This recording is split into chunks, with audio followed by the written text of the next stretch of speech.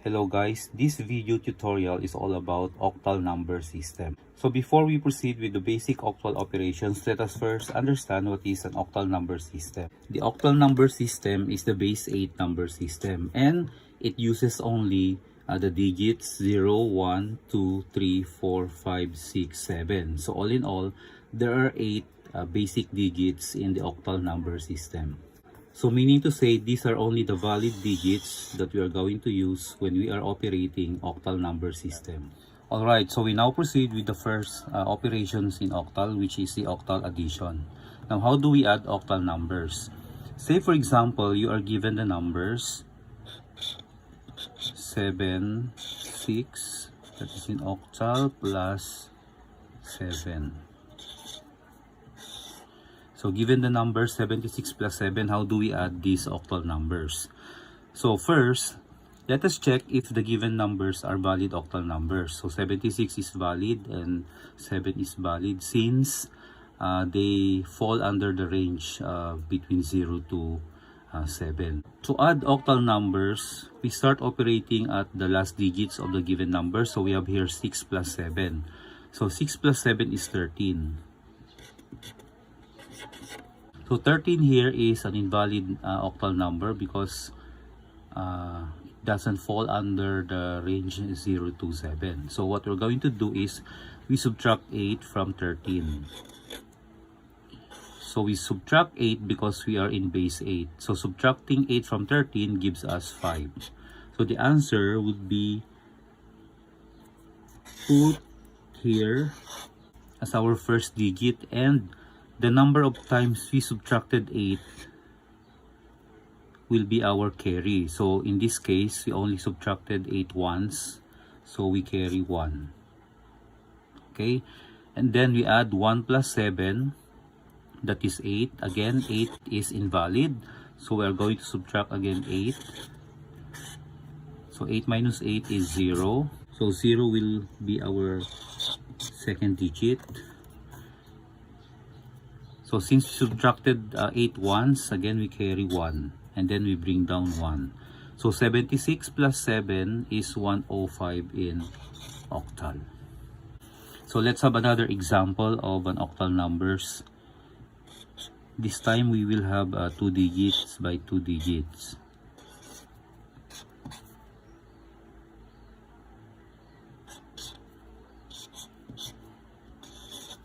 So say for example, you are given 45 plus 74 in octal.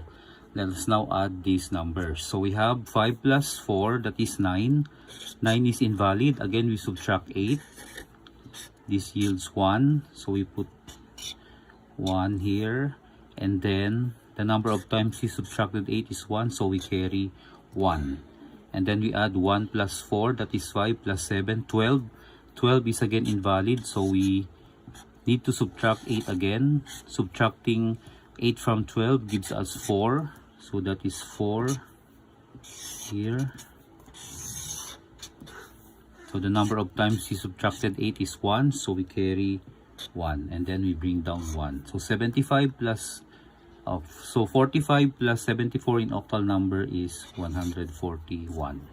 So let's have another example. This time we have 3 numbers. So say for example, you are going to add 34 plus 67 plus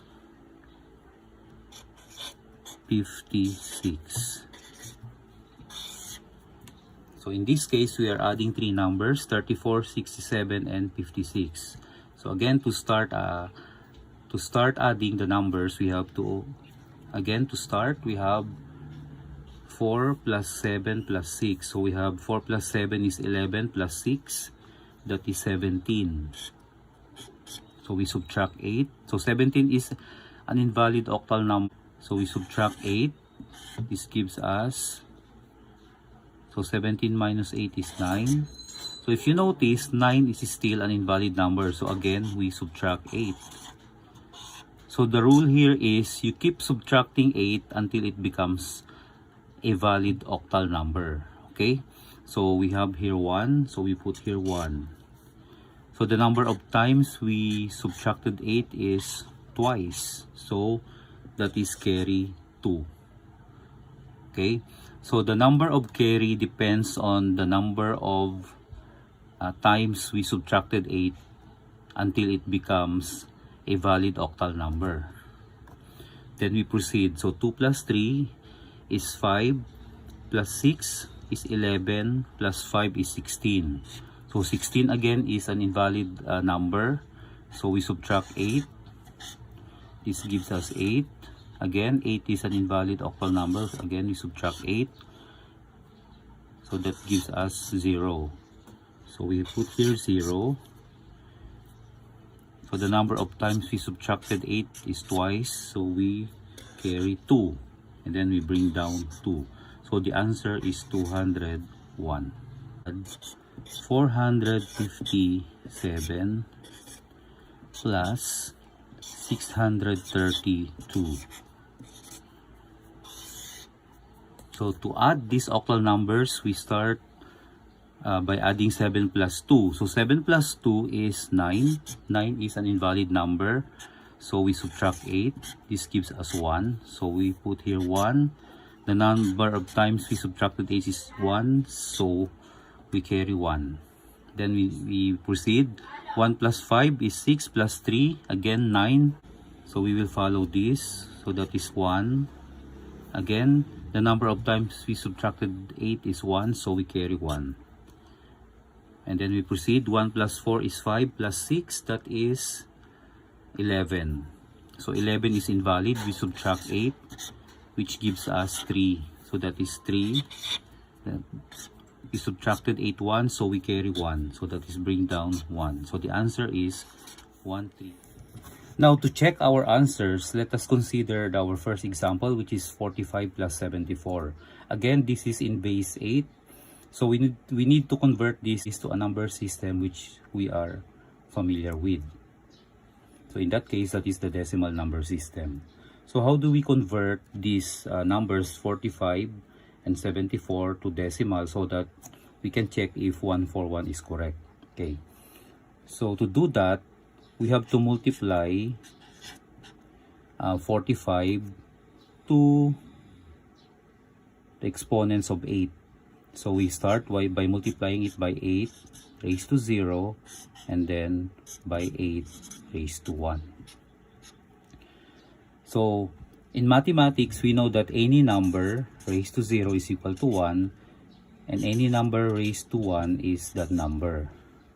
Okay, so applying these rules, let us now convert 45 to decimal. So we have here 5 times 8. 8 raised to 0 is 1 times 5. That gives us 5. And then we have 8 raised to 1 is 8 times 4. We have 32. So the answer is 37. So in decimal, 45 is 37. Okay. So but how about 74? Again, we do the same. We have 74 times 8 raised to 0 times 8 raised to 1. So this is 8 raised to 0. That is 1 times 4. That is 4. This is 8 times 7 is 56. That gives us 60. So therefore, we are actually adding 37 and 60. So in decimal, this should give us 9. So 97. Now let us check if 141 is 97 in decimal. So again, we convert 141 by exponents of 8. So we have 8 raised to 0. We have 8 raised to 1 and then we have 8 squared.